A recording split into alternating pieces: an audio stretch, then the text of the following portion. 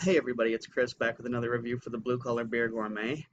Tonight we're going to be doing something I've never done before. That is a food pairing with beer. Something that I don't normally do because I believe it's certainly more blue collar to drink a beer with whatever, you got handy to eat. If it's a pastrami sandwich and a stout, or a pastrami sandwich and a blonde ale, I'm not one of those purists who normally does that, but rather fortuitously, my stepfather made nachos tonight, and I had already planned on opening up this Mexicali cerveza beer. I looked at it a little bit more and realized that I am actually 4 months past date, but this is a canned beer, and you know how I feel about canned beers. I feel strongly that canned beers are better and superior to bottled beers. So if beer is going to be 4 months past its best by date, better it be in a can than a bottle.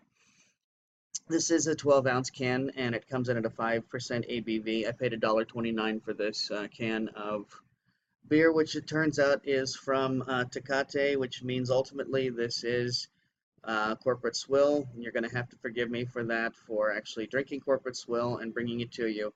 But as I said, I discovered my stepfather was making uh, nachos, and I thought, what better time to start a new era for the Blue Collar Beer Gourmet than to have a food pairing. So tonight I'm going to be drinking the beer. I'm going to show you the nachos. I'm not going to eat them because I think that's extremely obnoxious to have that crunching sound.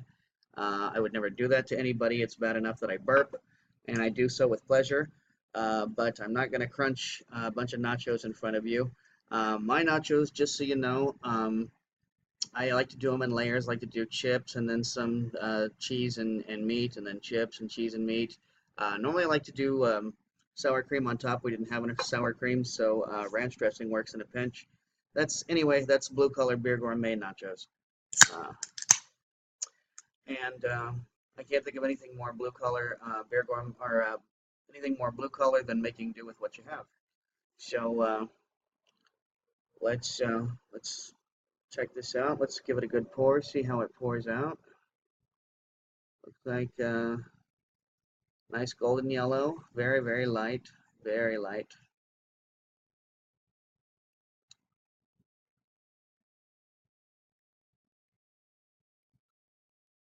All right, and for those of you who have one of these particular glasses from Sam Adams, this little nub here, just so you know, it's specifically to inhale the bouquet. So,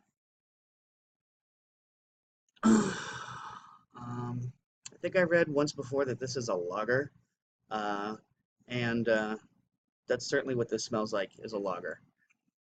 So, anyway, let's give this a shot. Cheers.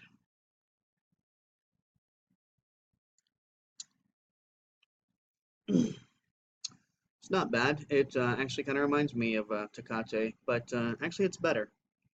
It's better. I'd say if you're a fan of Tecate, or if Tecate is sort of your go-to beer, and you're working your way towards craft beer. I know this is not particularly craft because it is corporate, but sometimes you gotta. Sometimes there are more middlemen than you'd like, but what can you do? Anyway, this is not a bad beer at all. Actually, this is a pretty good beer. I wish this wasn't made by corporate entities, because I might actually. This is the kind of beer that you'd have in the back of the fridge for your friends who aren't really that much into craft beer. This is exactly the kind of beer for them. But this is going to go just fine with these nachos, which I'm going to be enjoying here in a moment. Also wanted to tell you and show you, as you can see, I'm wearing a blue shirt.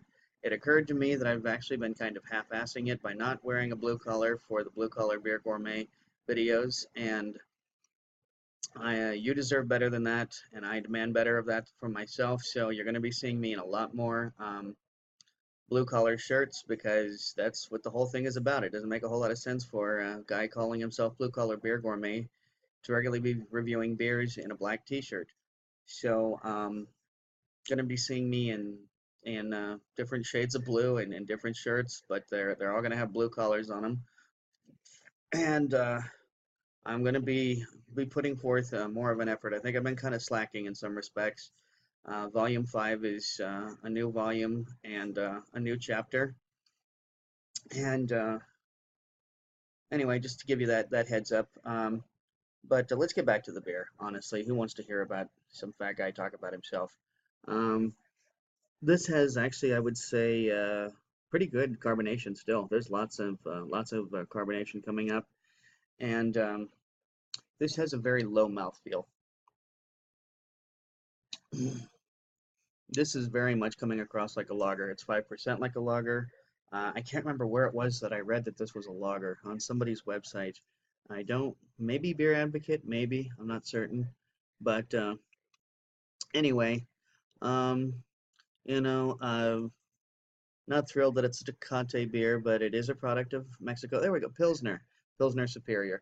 Yeah, this is coming through like a Pilsner. And this actually tastes to me like a Mexican Pilsner. So, you know what? Every once and again, you have to drink a corporate beer, and I'm going to be drinking more of this. I'm going to say that right now. This is actually a pretty good beer. And yeah, like I said, I think it's going to go great with these nachos. And you're going to be seeing me in more blue collars. You're going to be seeing me working harder and putting more effort into this and doing more things. And it's about time. So, anyway, I just want to thank you all for subscribing, commenting, liking, disliking, doing whatever, and I appreciate everything. I'd love somebody. I don't wouldn't even mind a troll. I because that's it's just great to see that somebody's written in your comments section. At least for me, it is.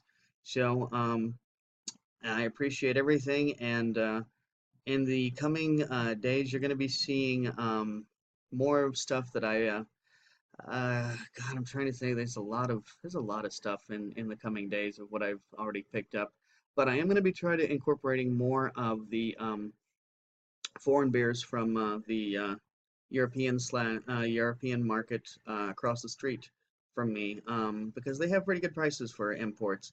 And I like to keep beers around $2, and most of those beers are coming in a little over $2 for an import. That's actually a full-fledged import. It's great. It's funny, for those who remember the Baltica and Russian Imperial Stout, a guy in St. Petersburg wrote me and said that he can't get it, and it's brewed. Or I mean, a guy in Moscow, excuse me, a guy in Moscow wrote me, told me he can't get it, and it's brewed in St. Petersburg. Then somebody on Instagram wrote me about the Polish beer that I reviewed just a few reviews back, and he was saying that the beer, when it there in Poland, had a metallic taste. So he had a buddy in Germany who was going to hook him up that away. So in the coming Sundays, you can expect to see Tiger Sox videos. My man Chris in Indiana sent Tony and me some beers, and I'm going to be sending him a package soon. And hopefully, he'll be digging into that. Part of that is going to be the ground control. Those of you who've never had ground control, I recommend going out and buying it. Buy it because it's just one of those things. It's a beer that was, for those of you who don't know, it's a beer from Ninkasi, an Oregon brewer, and it's made with yeast that was sent into outer space. So I had some. I can't say that it was particularly noteworthy in terms of taste, but for crying out sakes, it's beer. It's space yeast. You got to try that out, especially if you're like me and you grew up loving the space program from the 70s and 80s. So anyway, that sums that up. This is a good beer. Probably going to be giving this. I think I've been rather generous with my scores lately, but I think I've been drinking some pretty decent beers lately. Because it's corporate, I'm going to knock it down a little bit though. So this is probably going to get a 3.75 on Untapped, and I'm actually getting a phone call, and it's time to wrap this up anyway. So drink good beer, don't break the bank doing it, and cheers.